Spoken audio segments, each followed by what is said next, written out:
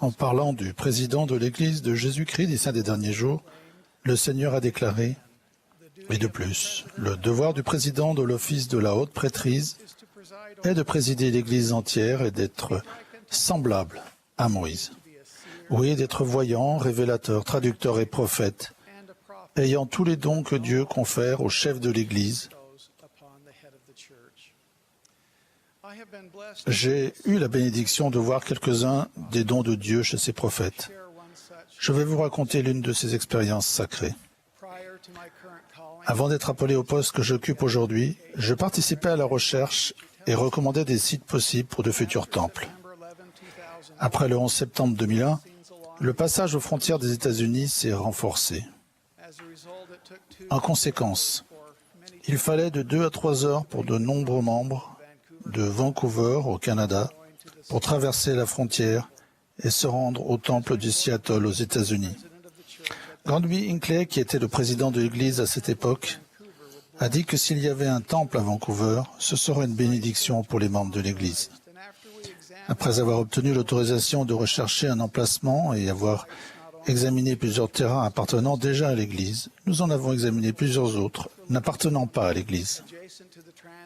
Nous en avons trouvé un magnifique, proche de l'autoroute transcanadienne, et qui autorisait la construction d'un édifice religieux. Le terrain était très facile d'accès, parsemé de magnifiques pins canadiens et dominait les environs, ce qui permettrait à des milliers d'automobilistes circulant à proximité de le voir. Nous l'avons présenté, photos et cartes à l'appui, lors d'une réunion mensuelle du comité des sites de temples. Le président Hinckley a donné son autorisation de nous engager par contrat auprès du vendeur et de faire les études nécessaires. En décembre de cette même année, nous avons fait rapport de nos études au comité et avons demandé l'autorisation de conclure l'achat. Après avoir écouté notre rapport, le président Hinckley a dit « J'ai le sentiment qu'il faut que je me rende sur le site. » Vers la fin du mois, 2 jours après Noël, je suis parti pour Vancouver avec le président Hinckley, le président Monson et Bill Williams, un des architectes des temples. À notre arrivée, Paul Christensen, le président du pieu local, nous a emmenés sur le site. Le temps était humide et brumeux ce jour-là, mais le président Hinckley a sauté de la voiture et a commencé à arpenter le site de long en large. Après un moment, je lui ai demandé s'il souhaitait voir les autres sites que nous avions envisagés. Il a dit oui, que cela lui plairait. En visitant les autres sites, nous avons pu comparer leurs qualités. Nous avons parcouru un grand cercle autour de la ville de Vancouver, examinant les autres terrains, avant de revenir au premier. Le président Hinckley a dit « C'est un beau terrain ». Puis il a demandé « Pouvons-nous aller à l'église qui se trouve à environ 500 mètres d'ici ?» Nous avons répondu « Bien sûr, président ». Nous sommes remontés dans nos voitures et sommes allés jusqu'à l'église toute proche. Quand nous y sommes arrivés, le président Hinckley a dit « Tournez à gauche ici ». Nous avons bifurqué comme il le demandait. La route a commencé à monter légèrement. Comme nous arrivions au sommet de la côte, le président Hinckley a dit « Arrêtez la voiture, arrêtez la voiture ».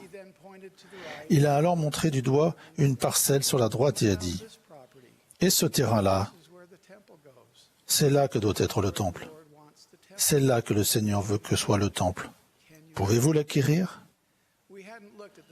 Nous n'avions pas vu ce terrain. Il était plus éloigné de la route principale et rien n'indiquait qu'il était à vendre. Quand nous lui avons répondu que nous ne savions pas, il a montré le terrain et a répété « C'est là que doit être le temple. » Nous nous sommes attardés quelques minutes, puis sommes retournés à l'aéroport pour rentrer. Le lendemain, le président Hinckley nous a fait venir, Frère Williams et moi, dans son bureau. Il avait tracé un plan complet sur une feuille de papier. Les routes, l'église, le virage à gauche et un X à l'endroit du temple. Il nous a demandé ce que nous avions trouvé. Nous lui avons dit qu'il n'aurait pas pu choisir un terrain plus difficile à acquérir. Il appartenait à 3 personnes différentes. Un Canadien, un Indien, un Chinois. Le plan d'urbanisme ne permettait pas non plus d'y construire de bâtiments religieux. Il a dit, eh bien, faites de votre mieux. C'est ensuite que les miracles se sont produits. En quelques mois, nous avons pu acheter le terrain, puis obtenir l'autorisation de la ville de Langley en Colombie-Britannique de construire le temple. En réfléchissant à cette expérience, je suis ému parce que frère Williams et moi avions fait des études universitaires et acquis des années d'expérience en immobilier et en construction de temples. Mais le président Hinckley, qui n'avait pas cette formation, avait quelque chose d'infiniment plus grand, le don prophétique de voyant. Il avait pu voir l'endroit où devait se trouver le temple de Dieu. Quand le Seigneur a commandé aux premiers saints de cette dispensation de construire un temple, il a déclaré « Mais qu'une maison soit bâtie à mon nom, conformément au modèle que je leur montrerai. Et si mon peuple ne la bâtit pas conformément au modèle que je montrerai, je ne l'accepterai pas de ses mains. » Il en est de même pour nous, aujourd'hui, que pour les premiers saints. Le Seigneur a révélé et continue de révéler au président de l'Église les modèles selon lesquels le royaume de Dieu doit être dirigé à notre époque. Et à un niveau personnel, il nous montre comment nous devons mener notre vie afin que notre conduite soit, elle aussi, acceptable à ses yeux. En avril 2013, j'ai parlé des efforts engagés dans la préparation de la pose des fondations de chaque temple pour s'assurer qu'il puisse résister aux tempêtes et aux catastrophes auxquelles il peut être exposé. Mais les fondations ne sont que le début. Un temple est composé de nombreux éléments de construction assemblés selon un modèle prédéfini. Pour que notre vie devienne le temple que chacun de nous s'efforce de bâtir, selon ce que le Seigneur a enseigné, nous pouvons raisonnablement nous demander quels éléments de construction devons-nous assembler afin de rendre notre vie belle, majestueuse et résistante aux tempêtes du monde. Nous trouvons la réponse à cette question dans le livre de Mormon. Joseph Smith, le prophète, a dit du livre de Mormon qu'il était le plus correct de tous les livres de la terre et la clé de voûte de notre religion, et qu'un homme se rapprocherait davantage de Dieu en suivant les préceptes que par n'importe quel autre livre. L'introduction du livre de Mormon nous apprend que celui qui obtiendra du Saint-Esprit le témoignage divin que le livre de Mormon est la parole de Dieu, saura aussi par le même pouvoir que Jésus-Christ est le Sauveur du monde, que Joseph Smith est son révélateur et son prophète en ces derniers jours, et que l'Église de Jésus-Christ des saints des derniers jours est le royaume du Seigneur établi de nouveau sur la terre. Par conséquent, voici les éléments de construction de notre foi et de notre témoignage personnel. Jésus-Christ est le Sauveur du monde. Le livre de Mormon est la parole de Dieu. L'Église de Jésus-Christ des saints des derniers jours est le royaume de Dieu sur la terre. Joseph Smith est un prophète, et nous avons des prophètes vivants sur la terre aujourd'hui. Au cours des derniers mois, j'ai écouté tous les discours de conférence générale que le président Nelson a donnés depuis qu'il a été appelé à l'apostolat. Cela a changé ma vie. J'ai étudié 34 années de conseils choisis du président Nelson et y ai réfléchi, et des thèmes clairs et constants ont émergé de ses enseignements. Chacun de ces thèmes est en rapport avec les éléments de construction que je viens de mentionner, ou est une autre composante essentielle de notre temple personnel. Ces thèmes comprennent la foi au Seigneur Jésus-Christ, le repentir, le baptême pour la rémission des péchés, le don du Saint-Esprit, la rédemption des morts et l'œuvre du temple, la sanctification du jour de sabbat, commencer en ayant la fin à l'esprit et rester sur le chemin de l'alliance. Le président Nelson les a tous évoqués avec amour et dévouement. Jésus-Christ est la pierre angulaire et l'élément de construction de base de l'Église et de notre vie. Cette Église est la sienne. Le président Nelson est son prophète. Ses enseignements témoignent de la vie, de la personnalité de Jésus-Christ et les révèlent pour notre profit. Il parle avec amour et en connaissance de cause de la nature du Sauveur et de sa mission.